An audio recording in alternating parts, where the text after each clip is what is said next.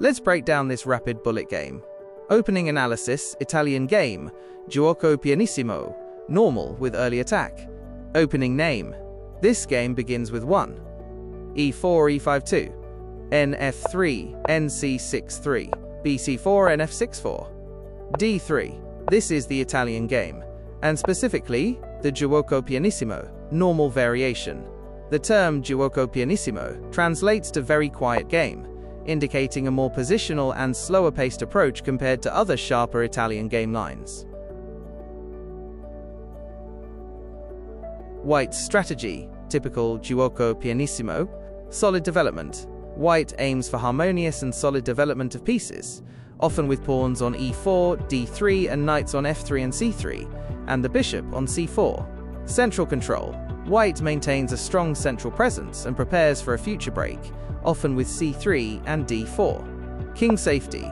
Early kingside castling is standard to bring the king to safety and connect the rooks. Patience and build-up. The Pianissimo suggests a patient approach, slowly building up advantages and avoiding early complications. Black strategy, typical Giuoco Pianissimo, symmetrical or balanced development. Black often mirrors white's development, e.g. bc5, nf6, or develops in a balanced way, aiming for solid piece placement. Counterattacking f2, black's bishop on c5 targets white's f2 pawn, which is a common tactical theme. Central challenge. Black often prepares to challenge white's central control, with moves like d5 or h6/a6 to challenge the bc4. What happened in this game? White deviates significantly from the Pianissimo spirit with an aggressive and premature knight attack. Move-by-move commentary. 1. e4.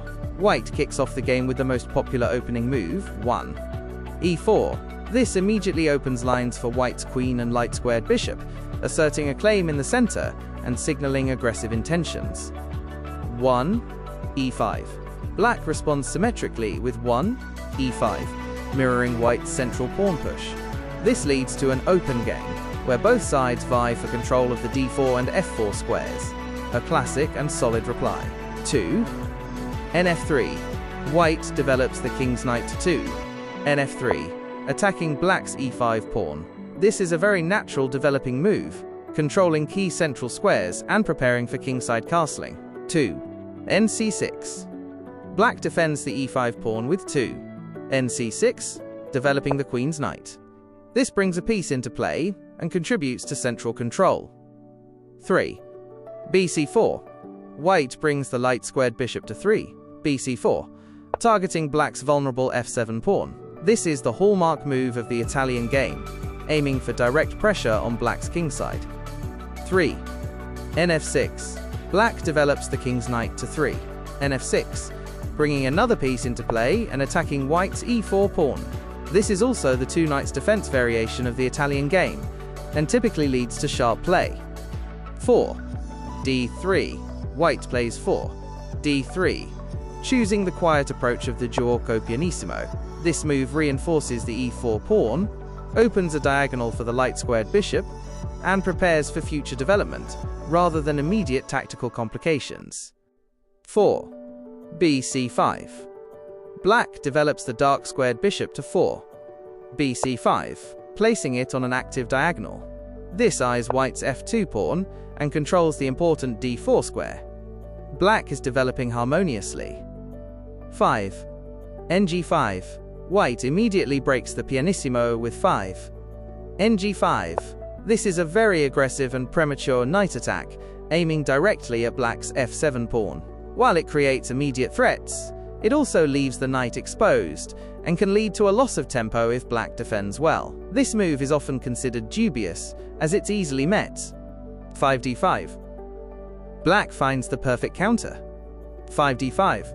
This move immediately challenges white's central control, attacks white's bishop on c4, and opens the d-file. Crucially, it also blocks the f7 pawn from white's knight and bishop. This is a very strong and standard response to ng5. 6. exd5. White captures on d5 with 6. exd5. White has won a pawn, but it comes at a significant cost, as the open lines and black's active pieces will put white under pressure. 6. nd4. Black plays 6. nd4. This is an excellent move, bringing a knight to a very active central square, attacking white's bishop on c4, and setting up tactical possibilities, including forks. Black's development is flowing, while white's pieces are scattered. 7. d6.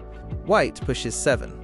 d6. This pawn push attacks black's queen on d8, but it exposes white's king even further, making it easier for black to develop with tempo. White is overextending. 7. qxd6. Black recaptures the pawn with 7. qxd6, bringing the queen to a strong central square.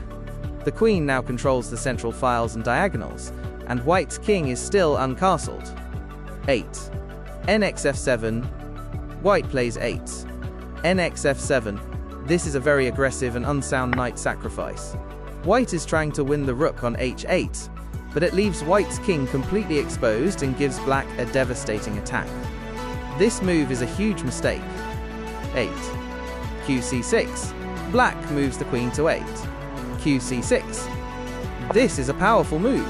The queen attacks white's knight on f7, and also delivers a direct checkmate threat on g2.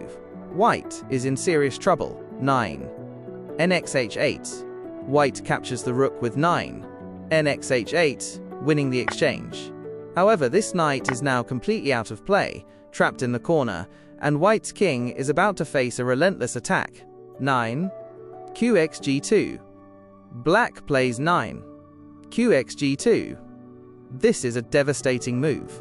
The queen delivers a direct checkmate threat on g2, and white's king is completely exposed. White is now forced to defend. 10. bf7+. White tries a desperate check with 10.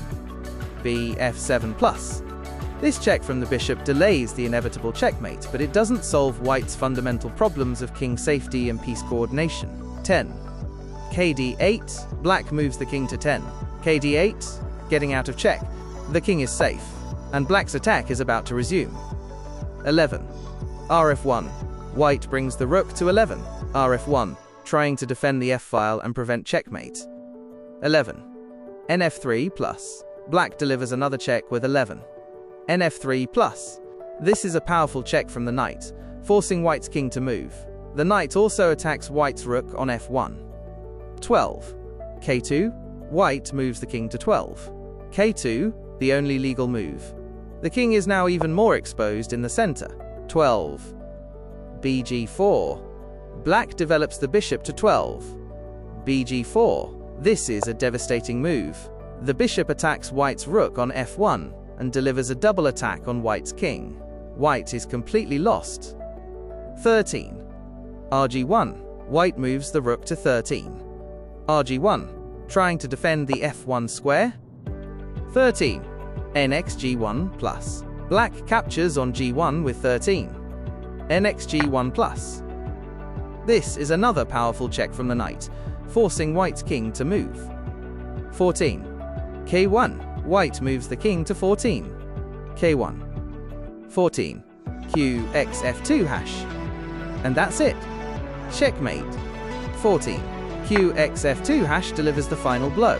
Black's queen, supported by the bishop on g4, delivers a beautiful and swift checkmate. A truly dominant and aggressive victory for black. Summary of the opening phase. This game started as a typical Italian game, Giuoco Pianissimo variation. However, white's 5. ng5 was a premature and aggressive deviation from the quiet game philosophy. Black's immediate and strong counter with 5d5 correctly refuted white's attack, leading to open lines and a direct assault on white's king. White's subsequent knight sacrifice on f7-8, nxf7, was a major blunder, completely exposing the king. Black capitalized with precise tactical checks and developing moves, demonstrating excellent attacking skills to force a quick checkmate. This game perfectly illustrates the dangers of overly aggressive play in the opening, without proper development and king safety.